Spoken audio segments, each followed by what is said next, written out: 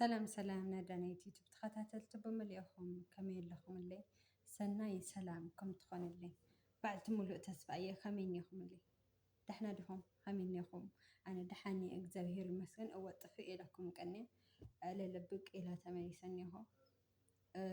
ሎማዓንቲ ልመፃእ ኩሉ ብጣዕሚ ኢሞሽናል ኮይነ ተናዲደ እየ መፅአና ለናደደኒ ነገር ተኣዩ ትብሉ ንትኾንኩለ ለናደደኒ ነገር ኣዚ ኣንሕና ኒእናዮ ቦታ ሲ ሓበሻ ሓበሻስ ተባኢሰን እቲ ሓንቲ ወረቀት እኒዋ እቲ ሓንቲ ወረቀት የብላይ እና እታ ወረቀት ልልዋ ገዛ እኒዋ ካብዚ ገዛ ሲ ገዛ ክራይ ነርኪ ኢኽና ገዛ ክራይ ሲ ክፈሊ እያ ኢላታ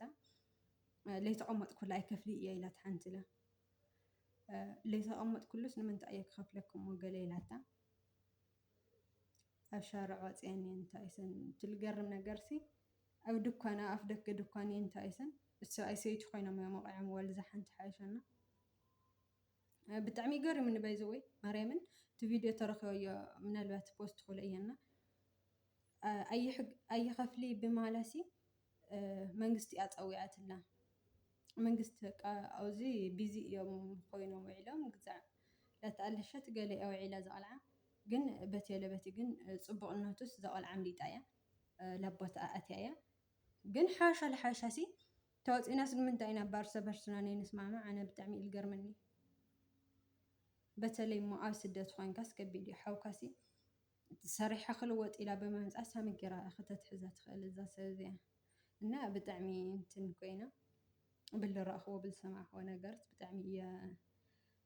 ተናዲደ እና ከመይ እኒአኹም ለይከስኻትኩም ከዳሕና ዲኹም ሰላም ክትኾን ደይና ኩሉ ግዜ ሰናይ ትምኒተ እዩ ግን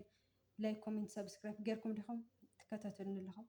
በቃ እንድሕር ላይ ገበርኩምለ ግበሩ ክብለኩም እየ ደልየ ምስኣል ተተሓሓዘት ግን ሎማዓንቲ ብጣዕሚ ተናዲደስ ግጥሚ ፅሒፈ እና ላዛ ግጥሚ ሲ ከብለኩም እና ሰብስክራይብ ላይክ ግን ጌርኩም ኢኹም ኢለ ተስፋ ይገብር ናብዛ ግጥሚ ከብል ሰራሕተኛ እየ እወ ስደተኛ ለይቲ ቀትሪ ስራሕ ናይ ስደት ሃርበኛ ሰራሕተኛ እየ ደፋእ ዘይፍለያ ጠማቲኣ ብዙሕ ንገንዘብ ዝደልያ ብናታን ዘይናታን ኩሉ ሰብ ዝሓምያ ናብራኣ ክትልውጥ ካብ ሰባት ተፈልያ ባሕርን ሰራን ዓቐብን ቁልቁልን ወሪዳ ንሳ እያ በሉ ሰራሕተኛ ጠዋሪት ወለዳ ፍፁም ዘይትሓስብ ዘይተቐድም ከብዳ ካብ ነብሳ ተቐድም ዝወለዳ ሰራሕተኛ ከማይ በልማ ስምዕኒ ክናገር ኣነለ ዝተሰምዐኒ ነብስኻ ቀድሚ ዳሕራይ ከይትሓሚ ዋይ ኣነ እንዳበልኪ ከይትነብረ ብሕልሚ ነብስኻ ቀድሚ ዳሕራይ ከይትሓሚ ዋይ ኣነ እንዳበልኪ ከይትነብረ ብሕልሚ ይቅርታ ግናተይ ከይትቐየምኒ እንታይ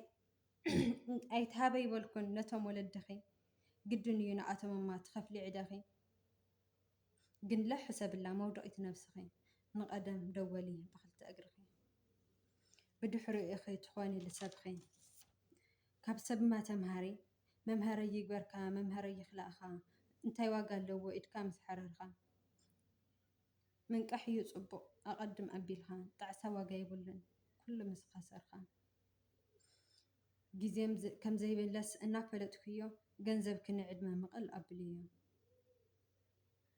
ውፅኢት ዕድመኺ ኣብኡ ረኸቡ እዮም ናሎማዓንቲ ግጥሚ እዚኣ ትመስል ነይራ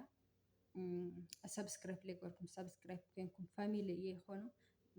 ብካሊእ ቪድዮ ወይ ብካሊእ ትሕዝቶ ክስካዕ ዝመፀኩም ሰሰናይ ለኣኻትም ይኹነለይ እናበልኩም ኣብዚ ክፍለየኩም እየ ቻው ቻው ኣበረታትዕኒ ግን ላይክ ሰብስክራይብ ግበሩና